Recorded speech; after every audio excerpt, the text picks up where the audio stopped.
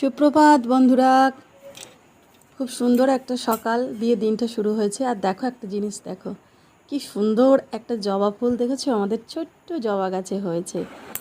আর দেখো আমার ছেলের তো আজকে থেকে পরীক্ষা স্টার্ট হচ্ছে, উচ্চ মাধ্যমিকের থার্ড সেমিস্টার।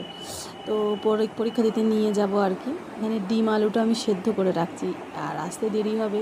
ওই ডিমের ঝোলার ভাত হবে। আর ওকে এখন ব্রেকফাস্টে আমি বাটার টোস্ট বানিয়ে দেবো, পাউরুটি। আর এখানে আমি চাটু বসিয়ে দিয়েছি। পাউরুটিটা হালকা করে সেঁকে বাটার দিয়ে ভেজে ভেতরে চিজ দিয়ে বানিয়ে দেবো।